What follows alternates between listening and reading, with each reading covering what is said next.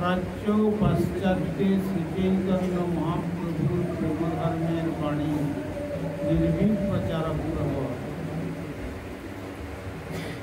उन्हीं युग पावनावतारी भुवन मंगल परम गुरु श्रीमान महाप्रभु अभिन्न प्रकाश मूर्ति इन्हीं जगत गुरु युगाचार्य श्री प्रभुपाद भक्ति सिद्धांत सरस्वती गोस्वामी ठाकुर अनुगम अनंत महाभाजन परमाचार्य श्री गुरुपाद ओम विष्णुपाद परिवाराचार्य श्री श्रीमान भक्ति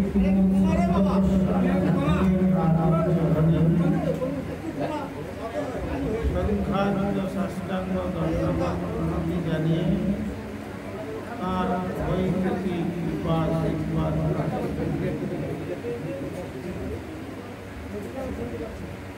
तदनंतर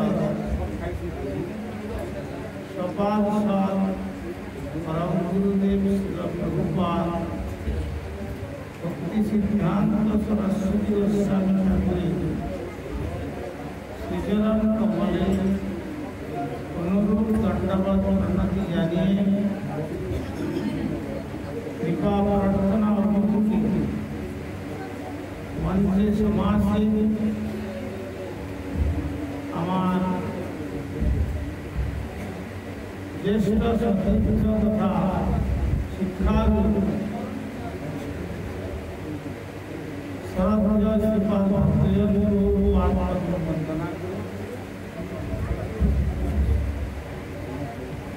तदनंतर एतदंचले गौड़ वैष्णव जगत के न्यासी दामोदर व्रतवादी जुड़े वैष्णव धर्म के प्रयोजकता की कागजीवंचले अद्वितीय व्यक्तित्व जाने से हमार सतीर्थ श्रीपाद राधानंद प्रभु एवं श्रद्धेय वैष्णव वृंद भक्त मंडली एवं मातृवृंद के सकल के प्रारंभ जनाई हमारा हार्दिक सादर यथायोग्य वैष्णव आज के हमारे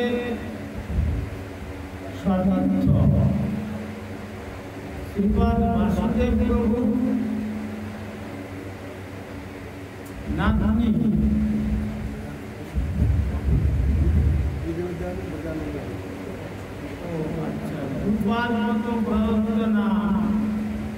ब्रजानंद प्रभु जिन्हें अपने चले वासुदेव नाम परिचित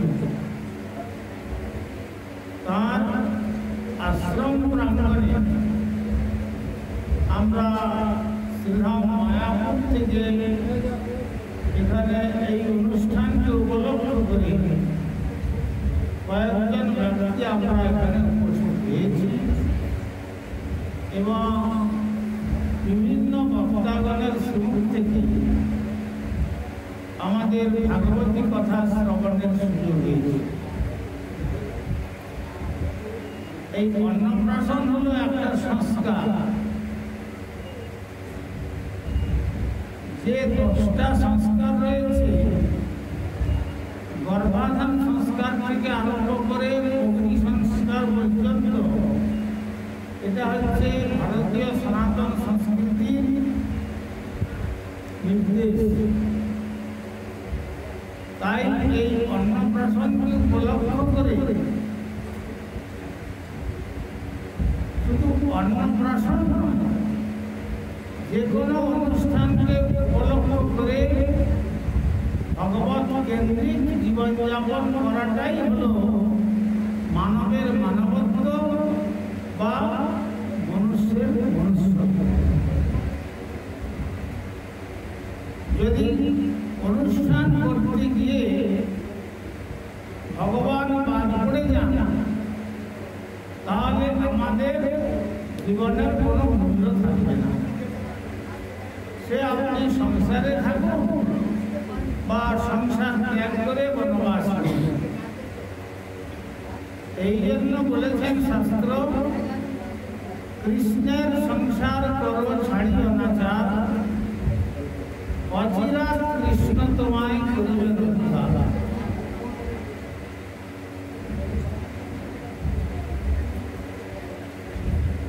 অর্থাৎ কৃষ্ণের সংসার এইটি সবসময় সমস্ত বর্ণী এবং আশ্রমীদের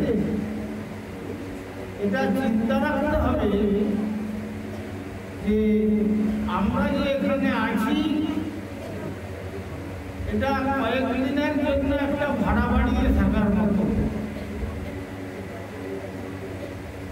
কখন বাড়িওয়ালা আমাকে উচ্ছেদ করবে তার কোনো স্থিরতা নেই, কখন অর্ডার আসবে এসব আমাকে ছেড়ে দিয়ে চলে যেতে হবে। কিন্তু এই ছেড়ে যাওয়ার পূর্বে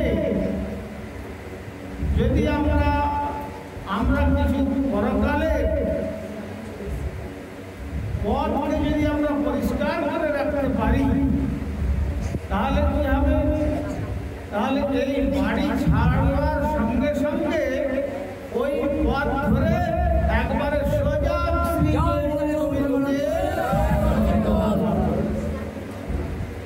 এই জন্য গর্ভাধান সংস্কার থেকে সেখান থেকে ভগবানের প্রাণপদ্ম স্মরণের কথা বলেছে। তবে গিয়ে গর্ভের সন্তানটি বৈষ্ণব সন্তান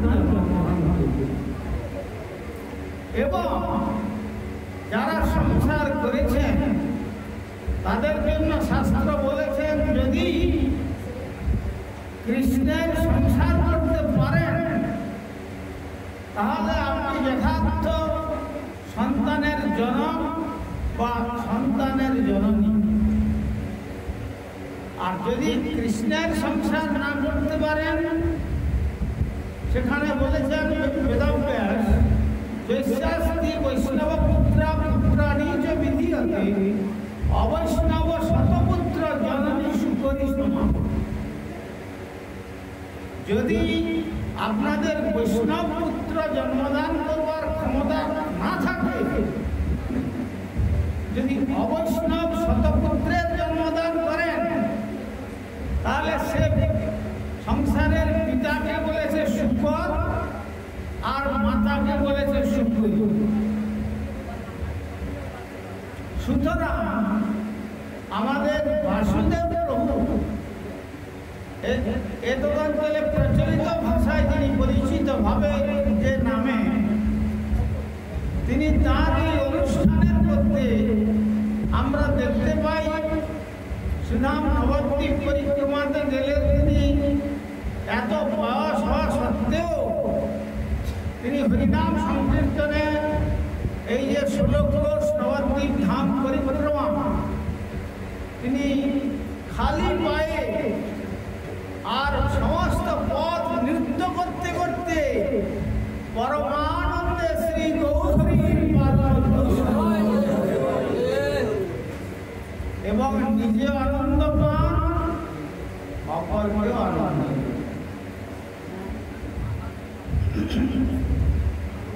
তাই তার ইচ্ছাটা হলো যে আমার সে নাতি হোক আর নাতনি হোক সে যেন বিষ্ণু ভক্ত হয়ে গড়ে উঠতে পারে। সেই জন্য বৈষ্ণব ভক্তগণকে আমন্ত্রণ জানিয়েছেন।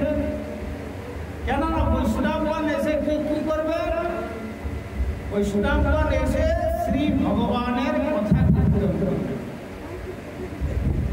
আর যখন শ্রী ভগবানের কথা কীর্তন হবে তখন ভগবানের কথা শ্রবণের আমাদের ইচ্ছায় হোক বা অনিচ্ছাতে হোক ভগবানের কথা আমাদের কর্ণেতে প্রবেশ করবে। আর ভগবানের কথা যদি কর্ণে প্রবেশ করে, সেখানে বলছেন কেউ যদি শ্রবণ করতে যায়, হয়তো শুনেছি যে শ্রীধাম থেকে বা অন্যান্য জায়গা থেকে বহু ভক্ত বৈষ্ণব আসবেন, এখানে হরিকথা হবে, শুনেছেন,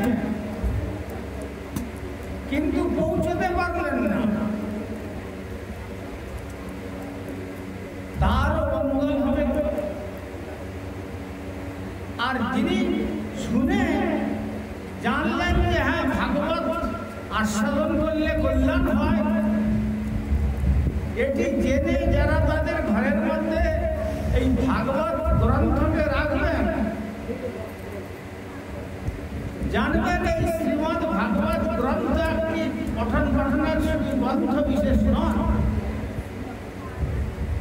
শ্রীমদ ভাগবতটি হচ্ছে শ্রী ভগবানের দ্বাদশটি অঙ্গ। দ্বাদশ স্কন্ধে তিনি জগতের কাছে প্রকাশিত হয়েছেন এই কলিযুগে। সে কথাও বেদব্যাস জানিয়েছেন, পাদ যদিও প্রথম দ্বিতীয় তৃতীয় চতুর্থ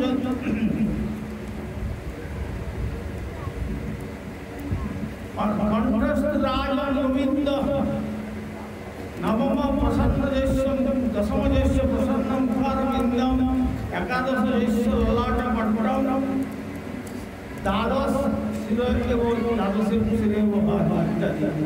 তো এইভাবে ভগবানের দ্বাদশটি অঙ্গ দ্বাদশ স্কন্ধ রূপে শ্রীমদ ভাগবত এই কলিকালের জন্য প্রকট হয়েছেন। কেন এর পূর্বে শাস্ত্র শ্রৌত পারম্পর্য ছিল, সেখানে গুরুদেবের কাছ থেকে শিষ্য একবার শুনে নিতেন, শুনে নিয়ে তার দিব্য জ্ঞান হয়ে যেত। কিন্তু যখন শ্রী ভগবান দেখলেন যে এই কলিকাল আসছে, ঘোর কলি, কলির কলমাস আধারে জগতের মানুষ সম্পূর্ণভাবে নিমজ্জিত হয়ে থাকবে, তখন ভগবান যদি সম্মুখে দাঁড়িয়েও বলে যে আমি ভগবান, তোমরা আমাকে দর্শন করো, কিন্তু আমরা কলির মানুষ চোখ থাকতেও এই চোখ থাকতেও আমরা শ্রী ভগবানকে দেখতে পাবো। কেন? বন্দীভূত চক্ষু যার বিষয় তুলিতে সে কেমনে পরতত্ত্ব পাইবে দেখি, যাদের নেতৃত্বে কাম ক্রোধ লোভ মদ মোহ মাৎসর্য আদি এইসব ভাবেতে পরিপূর্ণ এই যে দৃষ্টিকোণ, এই দৃষ্টিকোণের মাধ্যমে শ্রী ভগবানের কৃপা লাভ করা যায় না। এই জন্য বললেন এই কলিকালে কেউ যদি ভাগবত কথা শ্রবণ করবার সংকল্প করে, শ্রুতপঠিত খ্যাত কেউ যদি মনে করেন যে এই ভাগবত আমি পাঠ করাবো, কেউ যদি মনে করেন যে আমি এই ভাগবত অধ্যয়ন করব, শুধু মনে করছেন। আবার কেউ যদি মনে করেন বা এখানে ভাগবত কথা হচ্ছে, খুব ভালো মনে মনে আদর করছেন, কিন্তু তিনি পৌঁছতে পারছেন না আসলে। আর কেউ যদি এটা অনুমোদন করেন, তাহলে তিনি যদি দেবদ্রোহী হন, তিনি যদি বিশ্বদ্রোহীও হন, একদিন না একদিন শ্রী গৌর গোবিন্দের বৃন্দাবনের যাত্রী হয়ে সেই পরমানন্দের অধিকারী হতে পারবে। তার ফলশ্রুতি একমাত্র সাধু সঙ্গ। যতক্ষণ পর্যন্ত আমাদের জীবনে প্রকৃত সাধুর সান্নিধ্য আমরা লাভ পেরেছি ততদিন পর্যন্ত আমাদের কাণ্ডজ্ঞানই লাভ হবে না, তো দিব্যজ্ঞানকে দূরের কথা। সুতরাং সেই জন্য সেই দিব্যজ্ঞান লাভ করবার জন্যই সাধু সঙ্গের প্রয়োজন। আমার জ্যেষ্ঠ সতীর্থ বলেছেন সাধু সঙ্গ সর্বশাস্ত্রে কয়, লবমাত্র সাধু সঙ্গে সর্বসিদ্ধি হয়। সমস্ত শাস্ত্রেই সাধু সঙ্গের কথা বলেছেন। কতক্ষণ সাধু সঙ্গ করলে মঙ্গল হবে? বলছে লবমাত্র। এক লব কাল মানে কতটা সময়? এক লব কাল মানে 1/11 পার্ট অফ দ্য সেকেন্ড। এক সেকেন্ডকে 11 ভাগ করে নিলে তার যে এক ভাগকে বলা হয় লবকাল। সেইটুকু সময় যদি কেউ শরীর মন বাক্য দিয়ে সাধুর শ্রীমুখ থেকে শ্রীমদ্ ভাগবত শ্রবণ করেন, সেই শ্রবণের ফল গোলক। আমরা যে পথে হেঁটে চলেছি এ পথ বড় দুর্গম, কণ্টকাকীর্ণ পথ। এ পথে মানুষ সুখ লাভ করতে পারবে না। Top to bottom, A to Z যদি আমরা সকলকে জিজ্ঞাসা করি, একটা ধনবান ব্যক্তি থেকে আরম্ভ করে একটা গাছের তলায় বসে গরিব মানুষের তাকে পর্যন্ত যে তুমি সুখী, সকলেই জবাব দিয়ে তাদের দুঃখের কথা। কেন? এই জগতের যে একটা কনস্টিটিউশনাল পজিশন, গঠনমূলক অবস্থা, এটা দুঃখ দিয়েই তৈরি। এই জন্য ব্রহ্মা যখন গোবিন্দের স্তব করছেন শ্রীমদ্ ভাগবতে, তিনি বললেন যে তস্মাৎ ইদম জগৎ অশেষ অসৎ স্বরূপম স্বপ্নাভং অষ্টধীশনম পুরো দুঃখ দুঃখম। তস্মাৎ ইদম জগৎ, এই জগতের দিকে নির্দেশ করে শ্রী ভগবান জানালেন অশেষ অসৎ স্বরূপম। এর স্বরূপটাই হলো অসৎ। আর যারা আমরা জগতে আছি সকলেই অসৎ। আর সৎ বলতে একমাত্র ওম তৎসৎ, ভগবান হচ্ছেন সৎ। আর যেমন ভগবান সৎ, আর তেমনি ভগবানের শুদ্ধ ভক্ত যারা, নিতাই চরণ সত্য তাহার সেবক নিবি, তার ভক্তরাও সৎ। কিন্তু সৎ এবং অসৎ সম্বন্ধে গীতাতে ভগবান বলেছেন, দ্বিতীয় অধ্যায়ে আপনারা জানেন, না সত্য বিদ্যতে অভাব, ন অভাব বিদ্যতে সত্য। সৎ বস্তুতে অভাব নাই, আর অসৎ বস্তুতে অভাব আছে। আপনি জগতে একটা মানুষকে জানতে পারবেন না যে তিনি সমস্ত দিক থেকে পরিপূর্ণ, কিছু না কিছু অভাব তাদের আছে। আর যে ইন্দ্রিয়গুলো আমরা পেয়েছি, এগুলো যে পরিপূর্ণ আছে তা নেই। এই সময় এখানে ধরুন 1.5-2 ঘন্টা ধরে বসছেন, বসতে বসতে কতবার হাঁটু নাড়তে হচ্ছে আর বসা যাচ্ছে না, কেন? সে তার ক্ষমতার বাইরে চলে গেছে। এইভাবে নানা দিক থেকে বিচার করে দেখলে আমাদের এই জগৎটাই অসৎ অস্তিত্বের উপরে স্থিতিশীল। পূর্বে ছিল না, এখন আছে, পরে আর থাকবে না। আজ থেকে ধরুন 50 বছর পূর্বে যা ছিল না,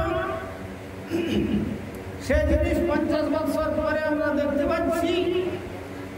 আবার হয়তো 50 বছর পরে তার তার পরিবর্তন ঘটে যাবে। কেন? এটা অসৎ জগৎ, অসৎ জগৎ তার পরিণাম দেখিয়ে যাবে। কিন্তু একমাত্র পূর্ণ বস্তু হচ্ছেন সৎ, যা উপনিষদ বলেছেন ওম পূর্ণমদঃ পূর্ণমিদং পূর্ণাৎ পূর্ণমুদচ্যতে পূর্ণস্য পূর্ণমাদায় পূর্ণমেবাবশিষ্যতে। এই জগতের যদি 100 টাকা থেকে 1 টাকা বাদ দিয়ে দেওয়া যায় তাহলে সেটা কি 100 টাকা থাকে? কম পড়ে যায়। কিন্তু ভগবান সেই রকম পূর্ণ নয়। ভগবানের 100 টাকার থেকে যদি ধরে নেওয়া যায়, ভগবানের থেকে অনন্ত বিশ্ব ব্রহ্মাণ্ড সৃষ্টি হলেও ভগবান পূর্ণ। ভগবানের থেকে ভগবানকে যদি সাবট্রাক্ট করা যায় তথাপি একাধারে ভগবানের পূর্ণত্বের কোনো হানি হয় না। যারা ম্যাথমেটিক্স পড়েছেন তারা জানেন infinity minus infinity result will be infinity. এই যদি জগতের বস্তু থাকে তাহলে ভগবত রাজ্যেতে সেই যে চিরন্তন নিত্য বস্তু নিশ্চিত বস্তুর সন্ধান করার কথাই শাস্ত্রে বলেছে। এই জগতের মায়াময় জাল থেকে চিত্তটাকে তুলে নিয়ে আমাদের পদকর্তা বললেন, অতএব মায়ামোহ ছাড়ি বুদ্ধিমান। তুমি যদি বুদ্ধিমান হও, অতএব মায়ামোহ ছাড়ি বুদ্ধিমান নিত্য তত্ত্ব কৃষ্ণ ভক্তি করুন সন্ধান। একমাত্র নিত্য বস্তু হচ্ছেন কৃষ্ণ ভক্তি। আর সেই কৃষ্ণ ভক্তির অনুসন্ধান করার নামই হলো সাধন। সেই সাধনের প্রথম অঙ্গ হলো শ্রবণ। কোথায় গিয়ে শ্রবণ করব? সেটা ভগবত ভক্তের সঙ্গে, ভগবত শুদ্ধ ভক্তের সান্নিধ্যে শ্রবণ করতে হবে। যেখানে সেখানে ভগবানের কথা শুনলে ভগবানের কথা শ্রবণ হয় না। আমি সেদিন বলেছিলাম আমাদের গুরুবর্গ গৌর কিশোর দাস বাবাজি মহারাজের নিকট তিনি নবদ্বীপ মায়াপুরের চড়ায় গঙ্গার তটে একটা ছই বেঁধে বসে তিনি ভজন করতেন। তো নবদ্বীপের কীর্তনিয়া, সে কীর্তনিয়া অনেক পয়সা খরচা করে কীর্তন শিখেছে, কিন্তু কীর্তন শিখলে কি হবে? বাজারে আর কীর্তন চলছে না, তার খ্যাতিটা হচ্ছে না।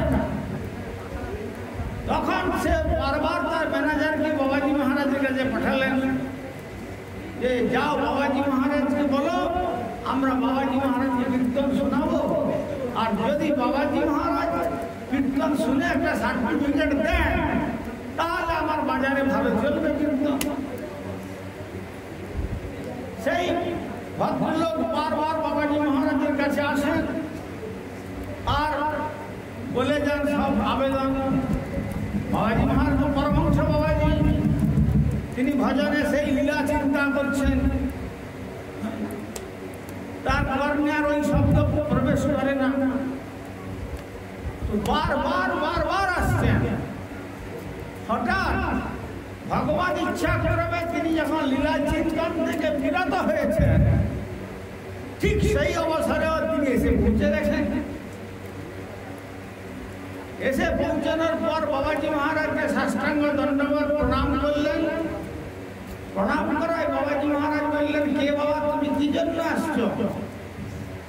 না আমি নবদ্বীপের থেকে এই ব্যক্তি এসেছি, আপনাকে আমার একটা পার্টি আছে, একটু কীর্তন শোনাতে চায়।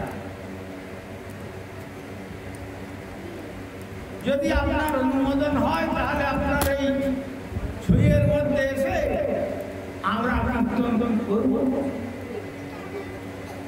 তার মাঝখানে অনেক ঘটনা ঘটে গেছে। আওয়াজ মারে বলে ঠিক আছে, তাই তোমরা কীর্তন শোনাবে। একদিন সন্ধ্যাবেলা কীর্তনের পার্টি, নানা রকম মিউজিক, নানা রকম বাদ্য বাজনা নিয়ে আর ছেলে মেয়ে সব সাজগোজ করে সুন্দর করে কীর্তন আরম্ভ করেছে। প্রায় 2 ঘন্টা কীর্তন করল। কীর্তন করার পরে যখন কীর্তনিয়ারা চলে গেলেন, তখন সেই ম্যানেজারকে বাবাজি মহারাজ জিজ্ঞাসা করছেন, বাবাজি মহারাজ কেমন শুনলেন কীর্তন? তখন বাবাজি মহারাজ বলছেন, আরে ওরা তো ভগবানের নাম কীর্তন করে না, শুধু টাকার কীর্তন করে গেল। সুতরাং আমাদের গঙ্গার এই পবিত্র ধারটা যে পরিণাম করে আমি সুবিধা করেছিলাম, অশুদ্ধ করে দিয়েছে। এর থেকে 1.5 ফুট মাটি কোদাল নিয়ে কেটে গঙ্গায় ফেলে স্থানের পবিত্রতা করব। এই সুতরাং যত্রতত্র যেখানে সেখানে অবৈষ্ণব মুখোদ্গীর নাম পূতম হরিকথামৃতম শ্রবণনৈব কর্তব্যম সর্বোচ্ছিষ্ট যথা বায়ু। সকলে জানে যে গোদুগ্ধ এই মঠের অমৃত বলা হয়। গোদুগ্ধকে মঠধামের অমৃত বলা হয়েছে। তবে সেই অমৃত কখন হয়? যখন ওই গোমাতার স্তনেতে তার বাছুর মুখ দিয়ে দুগ্ধের সঞ্চার করে। তারপরে যদি আপনি দুধ দহন করেন, তাহলে ওই দুধটা মঠের অমৃত বলা হয়। আর যদি গাভীর বাচ্চা মারা যায়, সে দুধটা কিন্তু অপবিত্র দুধ, ওটা আর ভগবানের সেবাতে লাগে না। কিন্তু একই বাছুর মুখ দিলে সেখানে অমৃত হচ্ছে। আর ওই দুধ দেখবেন বড় বড় সাপ সে গাভীর মাকে আশীর্বাদে বেষ্টন করে তারপরে দুগ্ধ পান করে নেয়। আর তখন যদি আপনি ওই অবস্থায় দুগ্ধ দহন করে নিয়ে আসেন, ওই দুগ্ধ পান করলে মানুষের মৃত্যু হবে।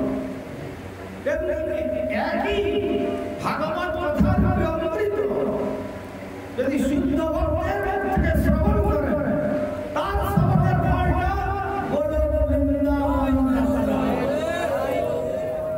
আর যদি অবৈষ্ণবের কাছে শুনেন, ওই সর্বের উচ্ছিষ্টের ন্যায় ওর দ্বারা গ্রহণ করে তাদের কালবিক মৃত্যু তাদের করা বলে গ্রাস করবে।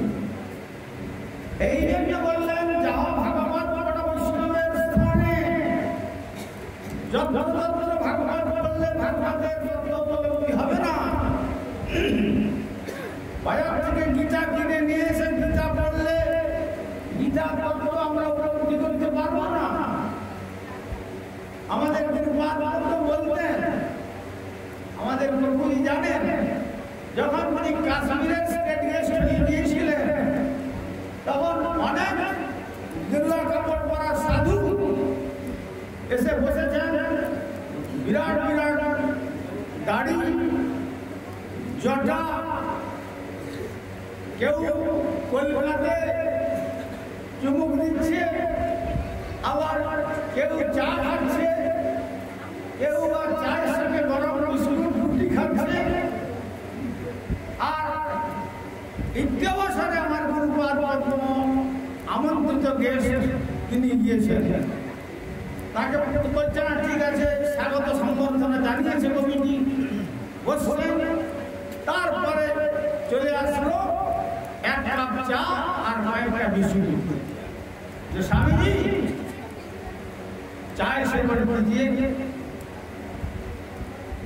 তখন গুরু মহারাজ বললেন যে, দেখো বাবা, हम लोग तो गौड़ीय वैष्णव है ना, इसलिए शास्त्रीय निर्देश के अनुसार हम लोग चाय कभी नहीं पीता जिंदगी भर, और जब तक जिंदा रहेगा तब तक चाय नहीं पीएगा।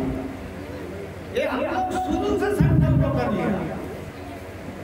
मासे जी भी चा खाते से महात्मा जी, क्या महात्मा जी आपने क्या बोलते हैं? अरे चाय नहीं पीने से आपने तो सनातन धर्म नहीं है। क्यों? चाय पीने के लिए तो भगवान कुरुक्षेत्र में सब गीता में वर्णन कर दिया है।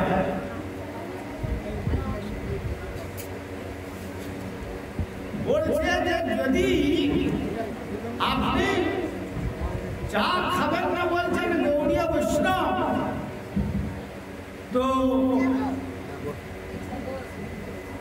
চা সেবন করার কথা তো ভগবান কুরুক্ষেত্রের যুদ্ধে অর্জুনকে উপলক্ষ করতে উপদেশ দিয়েছেন, চা খেতে বলেছেন। বললেন যে আচ্ছা ও श्रीमद् भगवत गीता में कहाँ लिखा हुआ है, बड़ा सुनाइए तो हमको। आपको सुनाना पड़ेगा, ठीक है आप सुन लो।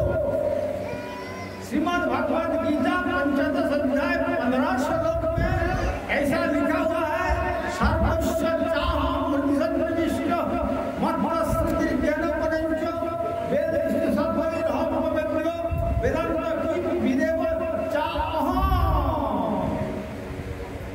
क्या महात्मा जी क्या सुनता है, क्या बोला है कृष्ण से? देखो से बोले दिया कि ना अनंत विश्व ब्रह्मांडे भगवान सर्वस्व चाहम चार रूपे आमी आछि हृदय सन्निविष्ट। যখন ভক্ত চা পান করে তাদের পানের মাধ্যমে হৃদয়ে পৌঁছে যায়। আর মত্ত স্মৃতির জ্ঞানপনঞ্চ, তখন সে চা তাকে আমাকে লাভ করবার জন্য উন্মত্ত করে দেয়। বেদেশ্চ সর্বৈর হবেদ্য, শুধু গীতা নয় বেদের মধ্যেও সেই চায়ের কথা রয়েছে। আর বেদান্ত কৃত বেদ বিদেব চাহম, সেই বেদকে আমি তৈরি করেছি চা রূপে। অতএব যদি চাই আপনি না খেলেন তাহলে আর কি করে আপনি ধর্ম কথা বলবেন? তাহলে গীতা পড়ে যে চা খাওয়ার কথা বলেছে গীতাতে, ওই শ্লোকটার অর্থ কি তাই হবে? হ্যাঁ বলে না, তা নয়। সর্বস্ব চাহম, চাহম সন্নিযুক্ত আছে। ভগবান বলছেন আমি সমস্ত কিছুর মধ্যে অবস্থান করি, হৃদয় সন্নিবিষ্ট, সকলের হৃদয়ে আমার অবস্থান। ভগবান বলেন অষ্টাদশ অধ্যায় হৃদয়ে সে অর্জুন তিষ্ঠতি ভ্রামান সর্বভূতানি যন্ত্রণানি মায়া।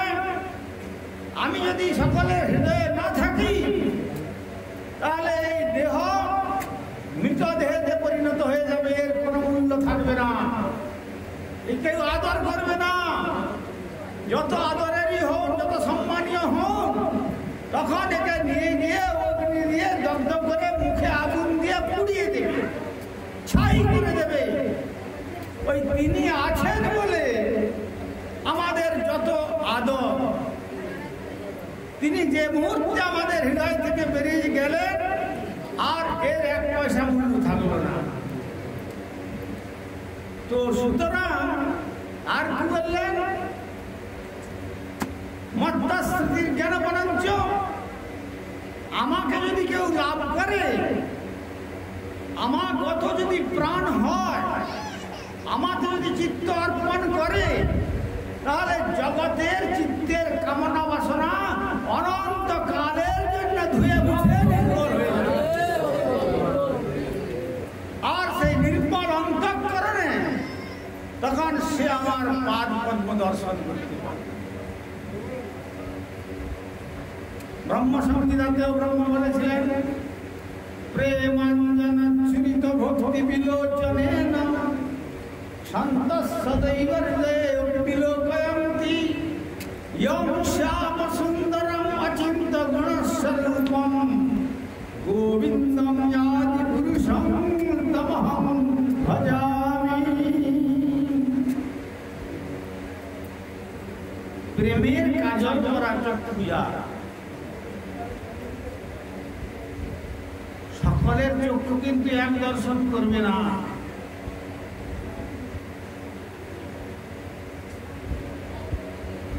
সেই রকম প্রেমের প্রেমনেত্রেতে শ্রী ভগবানের পাদ পদ্ম দর্শন, যে নেত্রে কামনার দাবানল দাউ দাউ করে জ্বলছে, সেখানে বিষয়ের বিষ ক্রিয়া করবে, সেখানে অমৃত লাভ করতে সে পারবে না।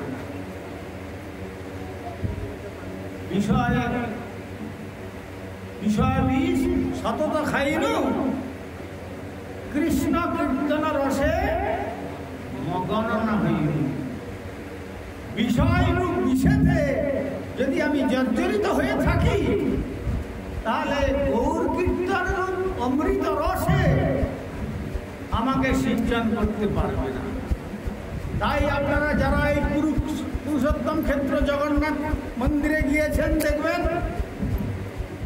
জগন্নাথ মন্দিরে গিয়ে দেখবেন মন্দিরের বহির্গাত্রে শ্রী গুরুপাদ প্রায় বলতেন, এমন নারী পুরুষের নগ্ন অশ্লীল চিত্র অঙ্কন করা রয়েছে যা দেখলে মানুষ চিন্তা করতে পারবে না যে এটা শ্রীক্ষেত্র ধাম, তীর্থে গেলাম না, এটা সিনেমা হলের অ্যাডভার্টাইজের জায়গাতে এলাম। চিন্তা করতে পারবে না যে কিরকম নারী পুরুষের অশ্লীল চিত্র অঙ্কন করা রয়েছে। কেন? উদ্দেশ্য কি? বিশ্বকর্মা কেন এই প্রকার রচনা করে দিলেন ভগবত নির্দেশে? শ্রী জগন্নাথ বলছেন, দেখো তুমি নারী হও আর পুরুষই হও, সুন্দর হও আর কুৎসিত হও, পণ্ডিত হও বা মূর্খ হও, দার্শনিক হও বা বৈজ্ঞানিক হও, বৃদ্ধ হও বা যুবা হও, রূপবান হও বা কুৎসিত হও, তুমি তোমাদের নিজেকে যত সুন্দর বা সুন্দরী করে সেজে গুজে আমার মন্দিরে আসো না কেন? আমি জগতের নাথ, অনন্ত বিশ্ব ব্রহ্মাণ্ডের সকলের প্রভু। তোমাদের অন্তরের মধ্যে যে মলিন বাসনা, কামনা, ক্রোধ, লোভ, মদ, মোহ, মাৎসর্য এসব যে ভরে আছে তোমাদের হৃদয়ে, বাইরের সাজসজ্জা দিয়ে কিন্তু আমাকে প্রলোভিত করতে পারবে না। তাহলে ওই রকম ভাব নিয়ে যদি আমার মন্দিরে প্রবেশ করো, তখন দেখবে আমার হাত নেই, পা নেই, বড় বড় চক্রাকার নেত্র, বিশাল আকার মুখ, এইরকম একটা দৃশ্য দেখবে, এইরকম বিকট মূর্তি দর্শন করবে। কিন্তু যদি মহাদেব কৃপা লাভ করে সাধন করতে করতে এই চিত্তের মলিন বাসনাটাকে অপসারিত করে শ্রী গৌর গোবিন্দের পাঁচ পদ্ম এই হৃদয় মন্দিরে স্থান দিতে পারবে, তারপরে যখন আমার মন্দির অভ্যন্তরে প্রবেশ করবে, তখন আর এই রূপ দেখবে না, তখন দেখবে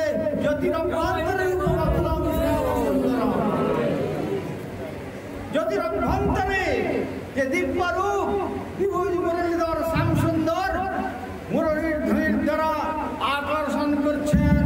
হে বিশ্ববাসী, অমৃতেশ্বর সৎপুত্র, তোমরা সকলেই আমার সন্তান, তোমাদের জন্য আমার কোল খালি আছে, এসো সকলেই আমার কোলে আশ্রয় নাও। কিন্তু যতক্ষণ পর্যন্ত ওই কামনার অনল জ্বলবে, ততক্ষণ পর্যন্ত জগন্নাথ দর্শন হবে না। তাই প্রকৃত জগন্নাথ দর্শন করেছিলেন আমাদের স্বয়ং জগন্নাথ রূপী শ্রী চৈতন্য মহাপ্রভু। তিনি কি দর্শন করলেন? তিনি দর্শন করলেন কদম্ব বৃক্ষের তলায় ত্রিভঙ্গ ভঙ্গ মঠামে দাঁড়িয়ে শ্রী ভগবান ব্রজেন্দ্রনন্দন শ্রীকৃষ্ণ মধুর স্বরে বংশী বাদন করছেন। আর সেই বংশীর ধ্বনি শ্রবণ করে কি হয়? যেমন আমাদের বৃষভানুনন্দিনী রাধা ঠাকুরানী বলছেন, যখন শ্রীকৃষ্ণ মথুরা চলে গেছেন আর বলে গেলেন আজ যাচ্ছি, শীঘ্র মথুরায় কার্য সম্পাদন করেই ফিরে আসবো। দীর্ঘদিন যখন এলেন না, তখন কৃষ্ণ বিরহের বিরহিনী অধিগূঢ় মহাভাবময়ী সমৃদ্ধিমান সম্ভব লীলার মূর্ত পরাকাষ্ঠা তিনি যেন মৃত অবস্থায় এসে গেলেন। সখীগণ সকলে চিৎকার করছেন বেষ্টন করে যে বৃষভানুনন্দিনী রাধা ঠাকুরানী ছিলেন। আমাদের এতদিন পর্যন্ত আশা ছিল হৃদয়ে যে শ্রী গোবিন্দ আসবেন, আর আজ যখন ইনি চলে গেলেন আর কোনো আশা নাই যে শ্রী গোবিন্দ বৃন্দাবনে ফিরে আসবেন। এই সংবাদ পরম্পরাক্রমে ললিতার কাছে পৌঁছল। ললিতা দেবী এসে একটা তুলো নিয়ে একটু নাসার অন্তরে ধারণ করলেন। তখন দেখছেন তুলোটা মৃদু মৃদু কাঁপছে। তখন রাধারানীর কর্ণেতে ললিতা সুন্দরী কৃষ্ণ নাম শ্রবণ করালেন। হরে কৃষ্ণ কৃষ্ণ কৃষ্ণ হরে হরে, হরে রাম রাম রাম হরে হরে। এই নাম শ্রবণ করালেন, আপনি রাধারানী জেগে উঠলেন। আর জেগে উঠে বলছেন, সখী এবার শোনাইল শ্যাম নাম আমায়, এবার শোনাইল শ্যাম নাম। কেন কিছু করতে হয়েছে? আমার কানের ভিতর দিয়া মরম বসিল, আকুল করিল মন প্রাণ, এবার শোনাইল শ্যাম নাম। না জানি কত মধু শ্যাম নামে আছে, পরাণ ছাড়িতে নাহি পারে, আর জপিতে জপিতে না পাগল করিল গো, কেমনে বাবা সরিব তারে সখী গো, কেমনে বাবা সরিব তারে সখী, কেমনে বাবা সরিব তারে। শ্রী নাম শ্রবণ করলে, শ্রী ভগবানের যখন শুদ্ধ নাম যদি ভক্তের শ্রীমুখ থেকে শ্রবণ করা যায়, তখন শ্রী ভগবানকে দর্শন হয়। কিভাবে? তখন আর এই চোখ দিয়ে দৃশ্য বস্তু দেখা যায় না, ভগবানকে তখন কর্ণেন্দ্রিয় দিয়ে দর্শন করতে হয়। তারপরে চোখ কার্য করে, চোখের দর্শনটা পরে হয়। আদৌ গুরুমুখে শ্রুত তৎপশ্চাৎ ইচ্ছিত। প্রথমেই গুরুপাদ পদ্মের শ্রীমুখ থেকে শুনতে হবে ভগবানের দিব্যলীলা কথা। আর সেই কথা যদি ভগবত কথা হয়, ভাগবত কথা হয়, তাহলে তার হৃদয় মন্দিরে ওই যে আপনারা এসেছেন, আজ দীর্ঘদিন ধরে মনে মনে করছিলেন যে বাসুপ্রভুর বাড়িতে সুধা মায়াপুর থেকে সাধুরা আসবেন এবং অন্যান্য বৈষ্ণবগণ আসবেন, ভাগবতী কথা হবে। আমার নাতনির জন্মদিনকে উপলক্ষ করে আপনারা সকলে আসবেন। ওই যে শুনেছিলেন শ্রবণ করে আজ সকাল থেকে সময়টার প্রতীক্ষা করছেন, কখন যাব কখন যাব। আর যখন থেকে মনে করছেন যে আমি বাসুপ্রভুর ঘরে গিয়ে ভগবানের কথা শুনব, তখন থেকে ভগবান আপনার হৃদয় মন্দিরে আসন করে বসে গেছে।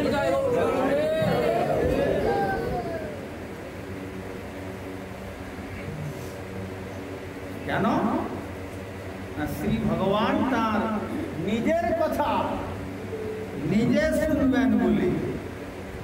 কেন, জগতে যখন তিনি আসেন তার লীলা কতখানি মানবগ্রাহী হয়েছে, জগতের জীবের চিত্তগ্রাহী হয়েছে, তখন তো তিনি উপলব্ধি করতে পারেন না। তিনি তো যেমন জগতের গ্রিন রুম থেকে এসে স্টেজ প্লে করে বেরিয়ে যান। নায়ক নায়িকা যদি আজকাল যে বেরিয়েছে ভিডিও ক্যাসেট, সেই ভিডিও ক্যাসেট যদি কেউ করে রাখে আর একান্তে যদি সেই ভিডিও ক্যাসেটকে অন করেন, তাহলে যেমন দেখতে পাই আমি এত সুন্দর নৃত্য এবং গান পরিবেশন করেছি, তখন সে বুঝতে পারে। তেমনি ভগবান যখন এই জগতে এসে লীলা করে চলে যান, তখন তিনি বুঝতে পারেন না যে তার লীলা কতখানি জীবের পক্ষে কল্যাণকর হয়েছে। কিন্তু যখন ভক্ত তার গুণমহিমা কীর্তন করেন আর শুদ্ধ ভক্ত যখন শ্রবণের আকাঙ্ক্ষা পোষণ করেন, সেই সময় থেকে তার হৃদয় মন্দিরে আসন করে ভগবান বসে যান।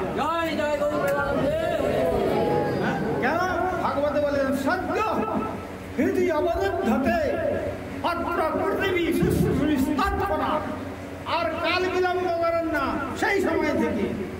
অতএব জানবেন আপনারা হৃদয়ে কাকে করে এনেছেন, আপনাদের হৃদয়ে কে কাকে নিয়ে এসেছেন আজকে?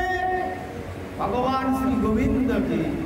আর গোবিন্দ তার লীলা কথা শ্রবণ করে তিনি যদি আনন্দ লাভ করেন, সেই আনন্দদাতার ব্যক্তিকে তখন তিনি শ্রবণ করে আনন্দ লাভ করে আবার পুনরায় তার নিত্য লীলায় চলে যাবেন।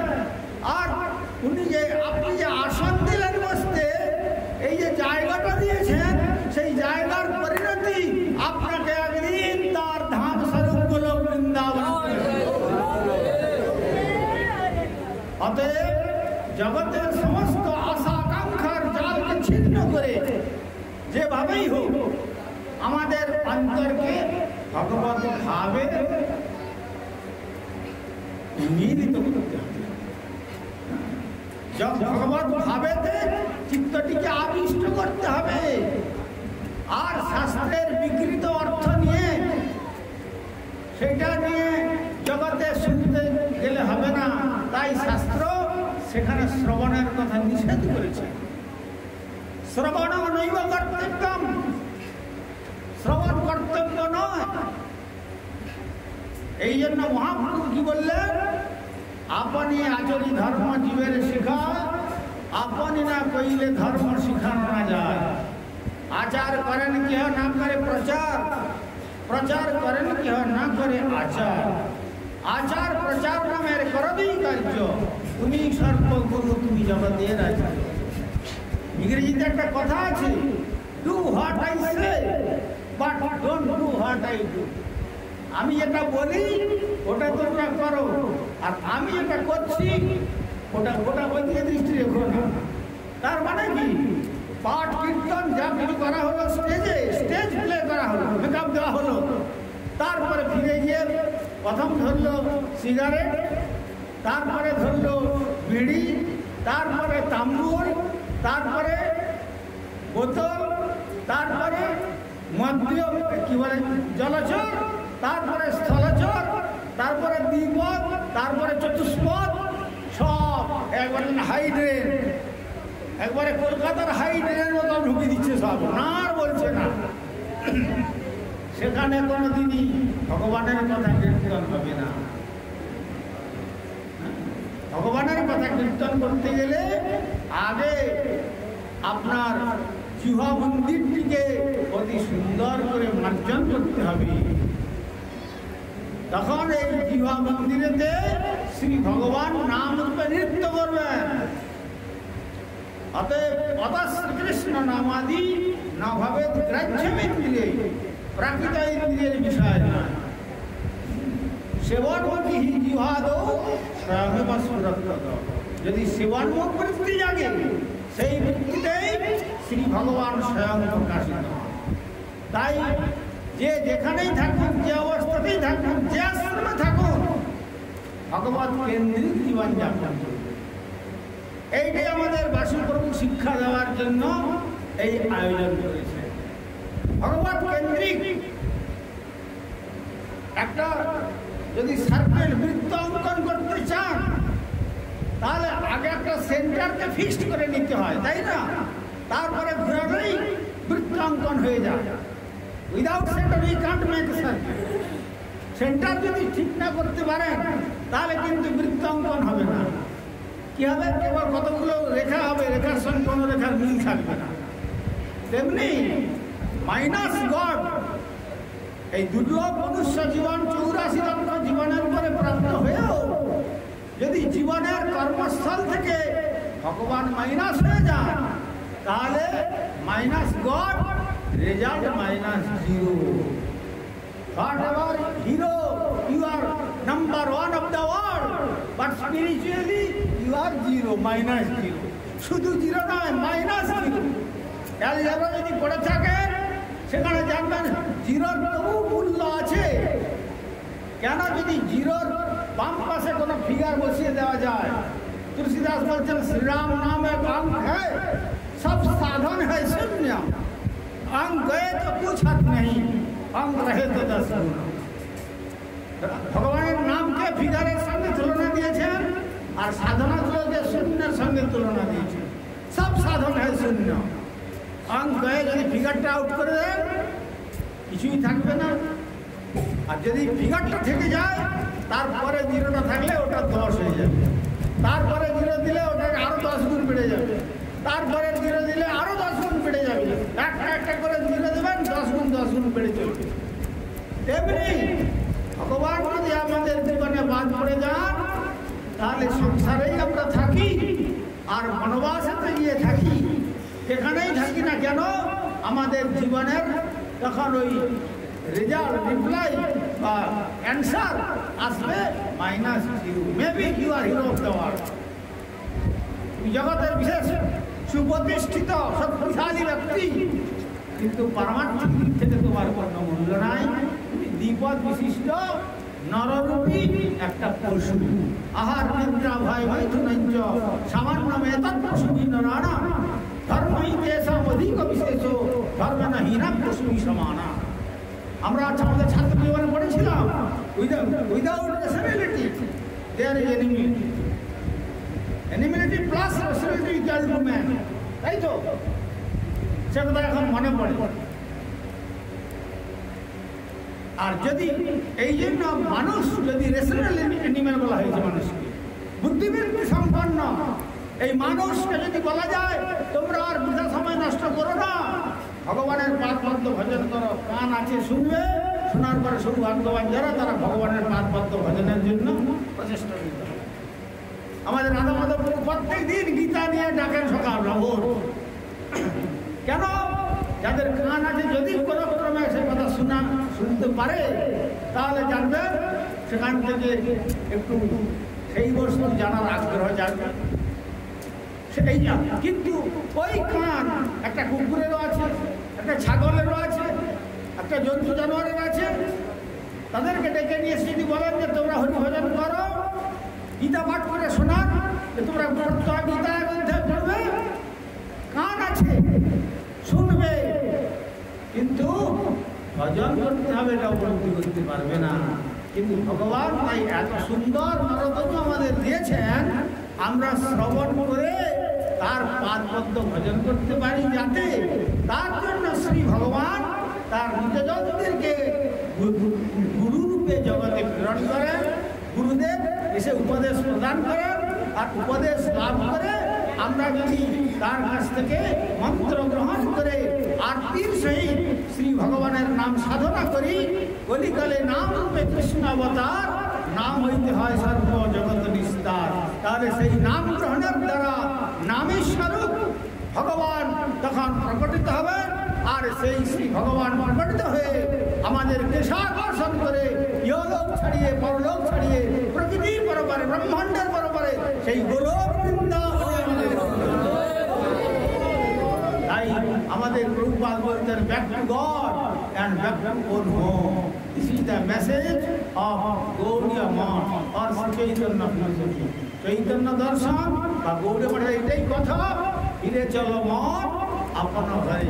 যেটি গীতাতে বলেছেন যদ্গত্বা নন্বর্তন্তে তদ্ধাম পরমং মম। সেখানে গেলে পর আর ফিরে আসতে হয় না। এখানে কখন অর্ডার আসবে আমার বাড়ি ভ্যাকেট করুন, কারো কথা শুনবে না। স্ত্রী বলবে স্বামীকে জড়িয়ে ধরে বললাম যেতে দেবো না, স্ত্রীর কোল ছাড়া করে স্বামীকে নিয়ে চলে যাবে। আবার স্বামী স্ত্রীকে ধরে বসে থাকবে, যেতে দেবো না। দেখুন স্বামীর কোল ছাড়িয়ে স্ত্রীকে নিয়ে চলে যাবে। পুত্র কন্যা আত্মীয় স্বজন বন্ধু বান্ধব সবকে কালের করাল কমলে টেনে নিয়ে চলে যাবে, কিন্তু কেউ রাখতে পারবে না। সুতরাং যখন ঘর খালি হবে, গৃহ প্রবেশ অনুষ্ঠান করে সকলে, কিন্তু গৃহ প্রস্থানের অনুষ্ঠান কেউ করে না। কিন্তু বাস্তবিক আমাদের প্রস্থান করতেই হবে। এই স্থানে কোনো পার্মানেন্সি বলে কোনো কথা নাই। This cosmic manifestation is a temporary and transitory. দুদিনের জন্য অনিত্য। সুতরাং যখন চলেই যেতে হবে, যাওয়ার পূর্বে নিয়ে যাবেন কি? তাই মহাপ্রভু বললেন, প্রভু কহে কহিলাম এই মহামন্ত্র, ইহা জপ গিয়া সবে করিয়া নির্বন্ধ, ইহা হইতে সর্বসিদ্ধি হইবে সবার, সর্বক্ষণ বলাইতে বিধি নাইয়া। ওরে কি শয়নে কি ভোজনে কিংবা জাগরণে, অহর্নিশ চিন্ত কৃষ্ণ বল বদনে, হরিনাম বিনা কলিকালে নাহি আর ধর্ম। সর্বমন্ত্র সার নাম এই শাস্ত্র মর্ম, হরের নাম হরের নাম হরের নামই কেবলম, বলো নাস্তেব নাস্তেব নাস্তেব গতিরন্যথা। বলুন সকলে হরে কৃষ্ণ। আরো জোর করে বলুন হরে কৃষ্ণ।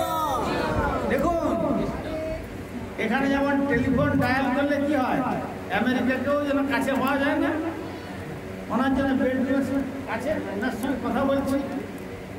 হ্যাঁ, তেমনি ভগবত রাজ্যে যাওয়ার জন্য ভগবান একটা টেলিফোনের নাম্বার দিয়ে দিয়েছেন। সেখানে 5 বা 6 বা 8 বা 10 বা 11 ডিজিট নয়, সেটা হচ্ছে 16 ডিজিট। হ্যাঁ, সেটা হচ্ছে 16টি সেখানে নাম আছে। সেই নাম যদি এখন আপনারা করেন, ডায়াল যদি হয়ে যায় একবার, ওখানে রিসিভার উঠবে, কোনোদিন না কোনোদিন উঠবে। সুতরাং আপনারা একবারে যাবৎ দেহে আছে প্রাণ, ইন্দ্রিয় আছে শক্তি, তাবৎ করহ কৃষ্ণ নাম সংকীর্তনে ভক্তি। বলুন হরে কৃষ্ণ হরে কৃষ্ণ কৃষ্ণ কৃষ্ণ হরে হরে, হরে রাম হরে রাম রাম রাম হরে হরে। জয় জয় শ্রী শ্রী নিতাই গৌর প্রেমানন্দে। হরি হরি বল হরি হরি বল হরি হরি বল।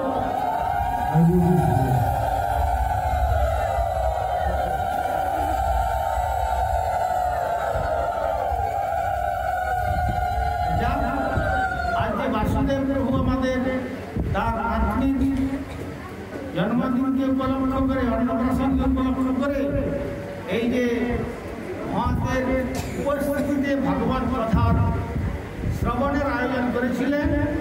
তার নাতনি, সন্তান সন্ততি এবং সংসারবর্গ, দেশবাসী সকলে সুদীর্ঘ জীবন লাভ করে সুস্থভাবে শ্রী ভগবান গৌর গোবিন্দের এই প্রার্থনা জানিয়ে আমি আমার বক্তব্য এখানে করলাম। ওম সর্বে ভবন্তু সুখিনঃ, সর্বে সন্তু নিরাময়া, সর্বে ভদ্রাণি পশ্যন্তু, মা কশ্চিৎ দুঃখং ভবেৎ। হরি ওম শান্তি, হরি ওম শান্তি, হরি ওম শান্তি। জয় জয়